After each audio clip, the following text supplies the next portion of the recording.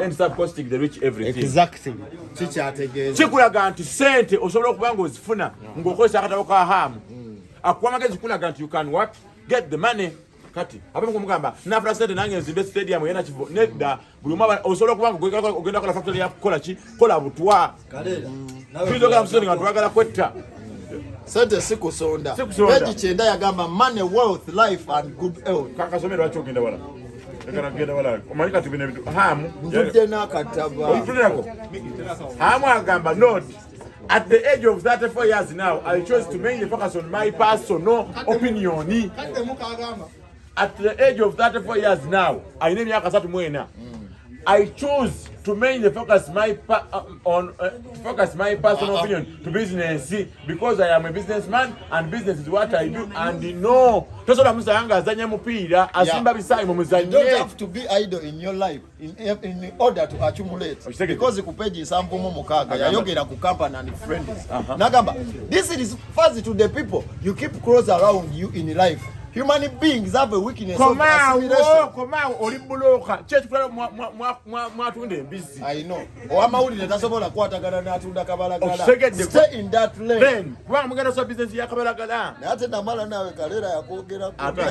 Full age. Full age means old enough and not so young that you are still in school. Old in that true secondary definition of old enough to desire to be successful in life. Walanganga oline envi kyagamba ku kyemyaka wano soma akatabo of success and failure based on reason and reality. Good. Reality. Hamis Kiggundo. Era for God and my country. Good n'akatabo kano nakagula mu 2018.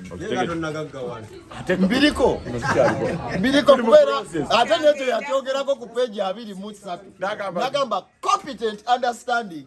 Ngagamba obugumikiriza kintu kirungi. The natural reasoning ability of a mind competent enough to identify different analysis to access all matters before you wakoma okyogedde ko nti bwe mwajja gagala mu ngeri ye oyinza okwemugaga ku mutima nga tomanyi sinafuna sente bulungi zayina naye wano akatabo kazijjudde nkubuli kola bwoti success and failure based on reason and what reality. Ate nabo bagule ze kafunye okuva 2018 sinati kyuka naye ngumye okumitiriza bakubana abala eriala yakauta kwazima tebasoma munda bakalaga bulazi bakateeka n'okulaga bulazi fe tukasoma tukwaze weda tukulaga nti page ana wali ekintu ky'obugagga. I know yayogera ku rich linda konkulaga wano page abiri mu ayina personality. I know personality nti amu kumwe kiba tutumbwavu personality. Kuba yagamba failures get too personal in everything they do.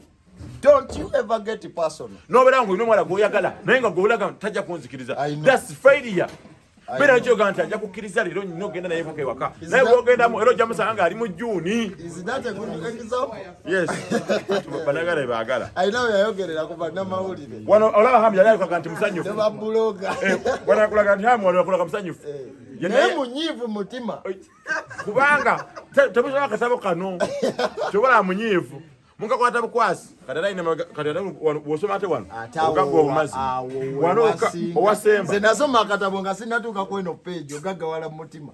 Hamis Kiggundo success and failure based on reason and reality kaine mu Luganda Hamu twagala n'akolusoga akolusoga nakakate akate Hamu twagala n'olusoga n'Oluswayiri kubanga abasoga angambye nti ekibasubye mu bwavu katabo kano kali mu Luganda batategeera bulungi kola katabo mu Lusoga okakole mu Lucope mu Lulamogi mu Luteeso gye bali yakyogerako n'amanya you people complain n'ayogera ku page 7 yagamba kya introduction. I was born on 10th February 1984. That's not a mwaka ogwo. I know.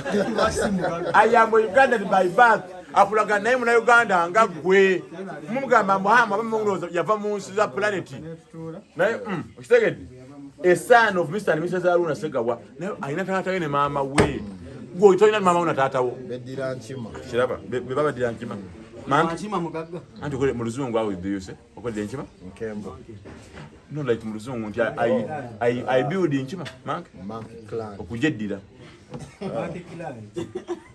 teyakyogera ko yagamba message naye kana yakitya I had my primary, secondary, and university education in Uganda. I hold a bachelor's degree in law from the School of Law at Makerere University, Kampala, Uganda. Kampala na for to be there. Check it to me to Gagawala. Kusoma Katabo kan. Soma Katabo Gagawale. Goma sen. Katabo kan. Agabana go kuza tikagenda kukagawaza ngo zimya. Evidently yabyogera ku page 75. Nagamba beards are not meant for the poor. Listen, a rich person uses large incomes, assets, large banks and beards. Era yasoko tukize ekintu kino naga tatakuza bide byo buluno ke. Lwakwina yabekuze wachamu.